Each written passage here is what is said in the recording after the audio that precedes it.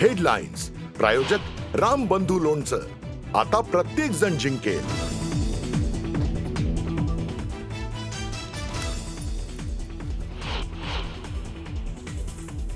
नाशिकमध्ये शेतकऱ्यांच्या प्रश्नावर राष्ट्रवादी काँग्रेस शरदचंद्र पवार पक्षाचा भव्य मोर्चा. बैलगाड्या घेऊन हजारोंच्या संख्येने शेतकरी रस्त्यावर.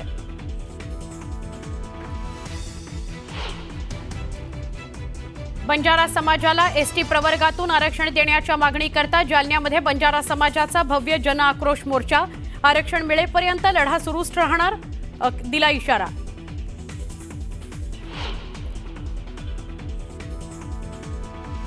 भारत पाकिस्तान सामन्यावरून संजय राऊतांचे सरकारला खडे बोल. कालच्या मॅचवर 1.5 लाख कोटींचा जुगार खेळला गेला. यात पाक क्रिकेट बोर्डाला 1000 कोटी मिळाले. संजय राऊतांचा गंभीर आरोप.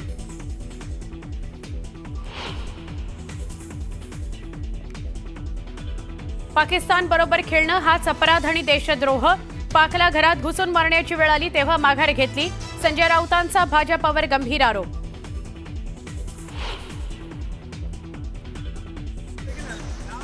बीड जिल्ह्याला मुसळधार पावसानं झोडपलं. कडा या शहरासह 6 गावं पाण्याखाली. राक्षसवाडीतील छोटा तलाव फुटला. पिकांचं मोठं नुकसान.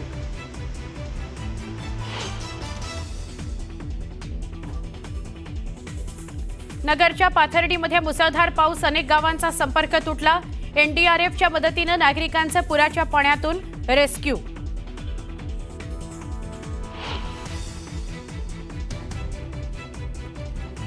परभणीत पुराच्या पाण्यात तरुणीची जीवघेणी स्टंटबाजी. पुराच्या पाण्यात तरुणाचा पोहण्याचा प्रयत्न.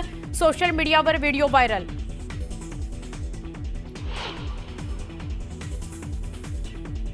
पूजा खेडकरच्या आईविरोधात गुन्हा दाखल. वाहन चालकाला घरात डांबून ठेवणं आणि अपघातग्रस्त गाडी पळवून लावल्याप्रकरणी कारवाई. घरावर लावलेली नोटीस फाडली.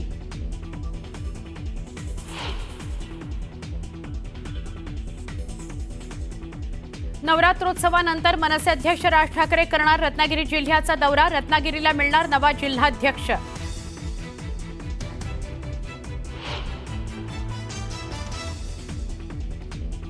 आचार्य देवव्रत यांनी घेतली महाराष्ट्राच्या राज्यपाल पदाची शपथ.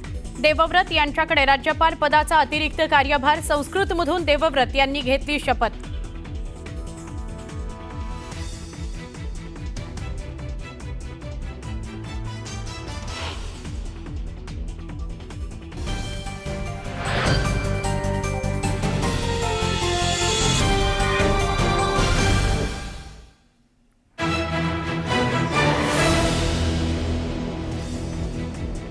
नमस्कार, मी सुवर्णा. बुलेटिनमध्ये आपल्या सगळ्यांचं स्वागत. बडतर्फ IAS अधिकारी पूजा खेडकरची आई मनोरमा खेडकरचा आणखी एक कारनामा समोर आलाय. पोलिसांनी घराबाहेर चिकटवलेली नोटीस फाडल्याचं समोर आलंय. रबाळे ड्रायव्हर अपहरण प्रकरणात पोलिसांनी खेडकरच्या घरावर नोटीस लावलेली होती. रबाळे इथून अपहरण झालेल्या व्यक्तीला पोलिसांनी खेडकरांच्या बाणेरमधील घरातून सुखरूप सोडवलं. मात्र अपहरणकर्ता आरोपींना लपवण्याचा प्रयत्न करण्यात आला. मनोरमा खेडकरांनी पोलिसांना तपास करण्याकरता घरात जाऊ दिलं नाही. पोलिसांच्या तपासात अडथळा निर्माण केला. गुन्ह्यातील कार आणि आरोपींना घेऊन पोलीस स्टेशनला येण्याचं मनोरमा खेडकरांनी कबूल केलं, पण पोलीस स्टेशनमध्ये त्या गेल्याच नाहीत. त्यामुळे पोलिसांनी खेडकर यांच्या दारावर नोटीस लावली होती. त्यानंतर ही नोटीस फाडून टाकण्यात आली. पूजा खेडकर यांच्या आई मनोरमा खेडकर यांच्यावर सरकारी कामात अडथळा आणणे, पुरावा नष्ट करणे या आरोपाखाली गुन्हा दाखल करण्यात आलेला आहे.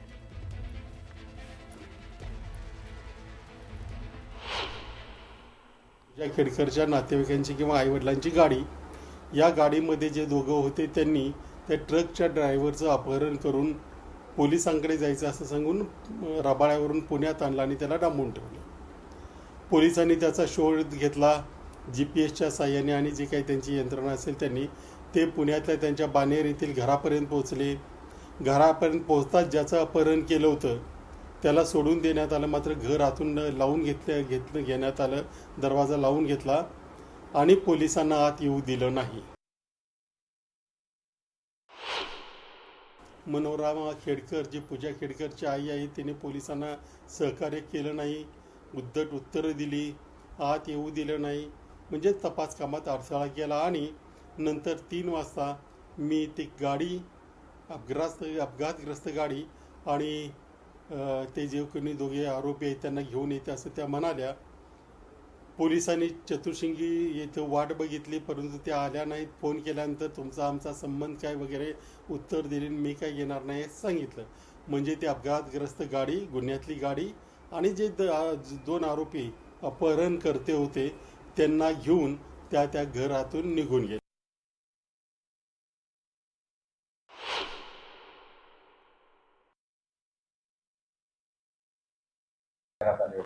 नेमकं तिथं काय प्रकार घडला आणि आता काय गुन्हा दाखल करण्यात आलेला आहे आणि मनोरमा खेडकरांचा आपण शोध घेतो आहोत. काल नवी मुंबई पोलीस तपास करण्याकरता चतुश्रृंगी पोलीस स्टेशनच्या हद्दीमध्ये आलेले होते. त्यांना आम्ही मदत दिलेली होती. ते मदत घेऊन मनोरमा खेडकर यांच्या बंगल्यामध्ये ते गेलेले होते, परंतु त्या ठिकाणी त्यांना कुठल्याही प्रकारचं सहकार्य केलेलं नाही, गेट उघडलेलं नाही. तसेच त्यांच्या अंगावर कुत्रे वगैरे असं घालून त्यांना भीती घालण्याचा प्रयत्न त्यांनी केलेला आहे. आणि त्यानंतर जे गाडी होती ती गाडीही पळवून लावण्याचा त्यांनी पळवून लावलेली आहे.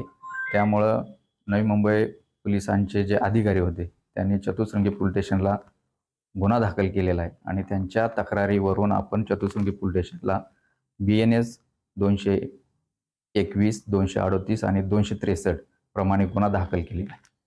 मनोरमा खेडकर असतील किंवा दिलीप खेडकर यांचा काही बंगल्यात जाऊन शोध घेतलेला आहे का, किंवा आपण जाऊन तिथं शोध घेणार आहोत? रात्री गुन्हा दाखल झालेला आहे. आता आमचे एक पथक त्या ठिकाणी जाऊन सदर गुन्ह्याचा तपास करणार आहे. तर हे ते दोन आरोपी अज्ञात. नाशिकमध्ये शेतकऱ्यांच्या प्रश्नावर राष्ट्रवादी काँग्रेस शरदचंद्र पवार पक्षाकडून मोर्चा काढण्यात येतोय. या मोर्चामध्ये खासदार सुप्रिया सुळे, आमदार जितेंद्र आव्हाड सहभागी झालेत. सरकारने शेतकऱ्यांची फसवणूक. सध्याची आपण थेट दृश्य बघतो ती नाशिकमधली आहेत. नाशिकमध्ये जनाक्रोश मोर्चा सुरू झालेला आहे. शेतकऱ्यांच्या प्रश्नावरती राष्ट्रवादी शरद पवार पक्षाकडून हा मोर्चा काढला जातोय आणि या मोर्चामध्ये खासदार सुप्रिया सुळे, आमदार जितेंद्र आव्हाड हे सुद्धा सहभागी झालेले आहेत. लक्ष्मण घाटोळ आपल्याला अधिकची माहिती देतात आमचे प्रतिनिधी. लक्ष्मण, अतिशय मोठा असा मोर्चा खरं तर बघायला मिळतो. या मोर्चाला सुरुवात झालेली आहे.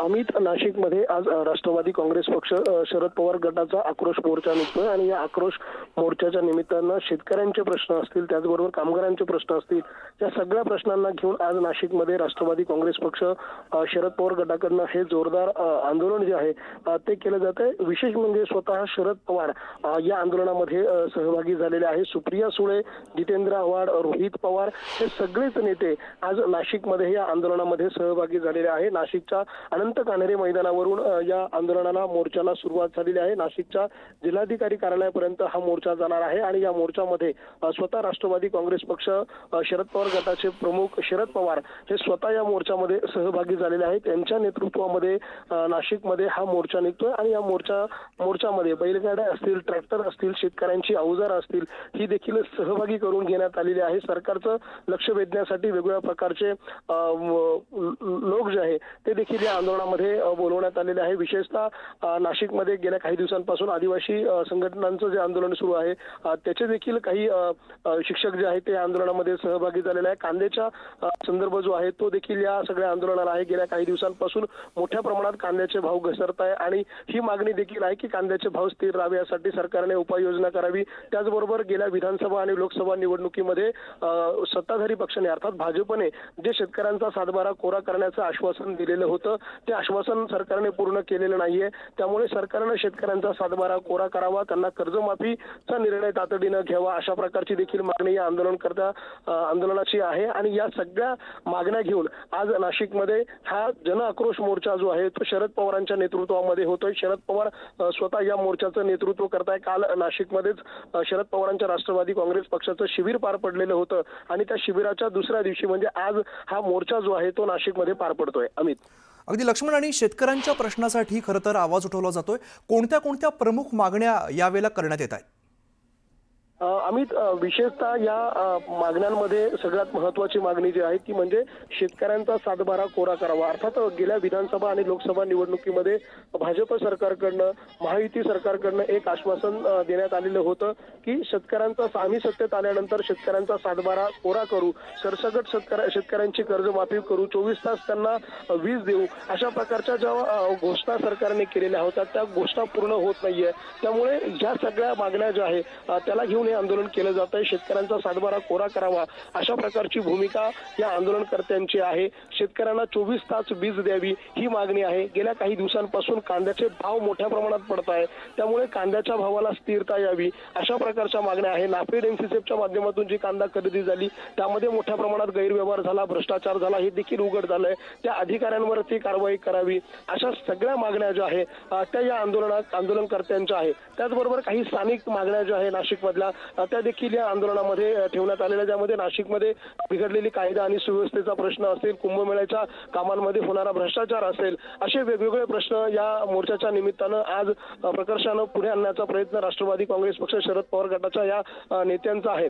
आणि महत्वाचं म्हणजे शरद पवार या मोर्चाच्या सहभागी झालेले आहे. पाऊस पडतोय, भर पावसामध्ये शरद पवार स्वतः या मोर्चामध्ये सहभागी होण्यासाठी आलेले आहे.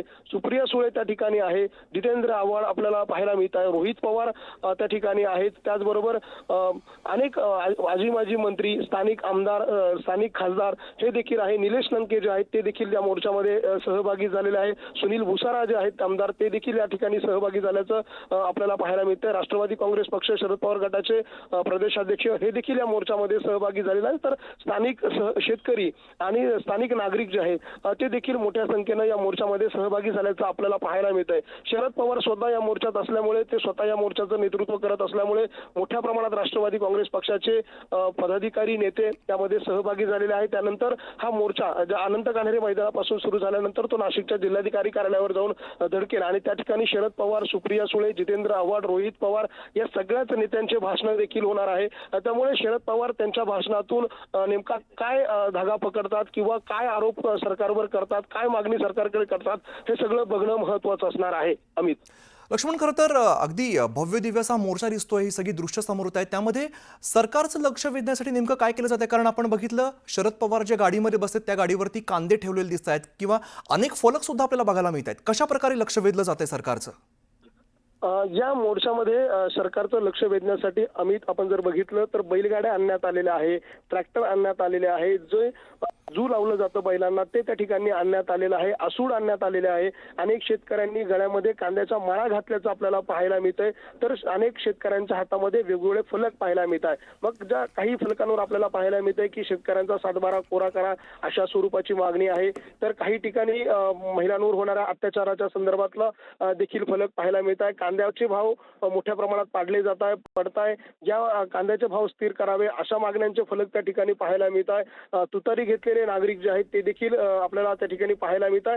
आणि अशा पद्धतीनं तुतारी वाजवत बैलगाड्यांमधून, ट्रॅक्टरमधून हे मोर्चेकरी जे आहेत ते जिल्हाधिकारी कार्यालयाच्या दिशेनं जात आहे. सरकारचं लक्ष आपल्या या मोर्चाकडे वेधण्यासाठी यांच्याकडनं हे असे वेगवेगळे प्रयोग जे आहेत ते आजच्या या आंदोलनामध्ये केल्याचं आपल्याला पाहायला मिळते. नाशिक शहराच्या मध्यवर्ती भागातून जाणाऱ्या या मोर्चामध्ये बैलगाडी आणण्यात आलेली आहे. बैल गाडीमध्ये कार्यकर्ते बसल्याचं आपल्याला पाहायला मिळतं. ज्या रस्त्यांवरती आलिशान गाड्या फिरतात त्या रस्त्यांवरती आता आपल्याला ट्रॅक्टर जे आहे ते आंदोलनाच्या निमित्तानं उतरवण्याचं पाहायला मिळतंय. अशा वेगवेगळ्या स्वरूपाच्या प्रकार जे आहेत ते या आंदोलनामध्ये आणण्यात आलेले आहे. त्या माध्यमातून सरकारचं लक्ष आपल्या या सगळ्या मागण्याकडनं वेधण्याचा प्रयत्न या आंदोलनकर्त्यांचा आहे. आणि या आंदोलनामध्ये केवळ राष्ट्रवादी काँग्रेसच नाही, त्याच्या अंगीकृत ज्या संघटना आहे राष्ट्रवादी काँग्रेस पक्षाच्या त्या देखील सहभागी झालेल्या आहेत. महत्वाचं म्हणजे शरद पवार स्वतः पहिल्यांदा अशा पद्धतीने एखाद्या नाशिकमधल्या मोर्चात सहभागी होत आहे आणि त्या मोर्चामध्ये त्यांचं वयाचा जर विचार केला तर या वयामध्ये कुठलाही नेता जो आहे तो अशा पद्धतीनं मोर्चामध्ये सहभागी होत नाही. मात्र या ठिकाणी आपल्याला पाहायला मिळतंय शरद पवार स्वतः या मोर्चामध्ये सहभागी झालेले आहेत, ते स्वतः नेतृत्व करताय. पाऊस त्या ठिकाणी सुरू आहे. पाऊस जरी सुरू असला तरी शरद अगदी. आणि लक्ष्मण, त्यामुळे वैशिष्ट्यपूर्ण पद्धतीने सरकारचं लक्ष वेधण्यासाठी प्रयत्न केला जातो आणि अर्थातच म्हणजे शरद पवार या सभेदरम्यान काय बोलणार हे सुद्धा पाहणं महत्त्वाचं असेल. धन्यवाद या सगळ्या माहितीसाठी.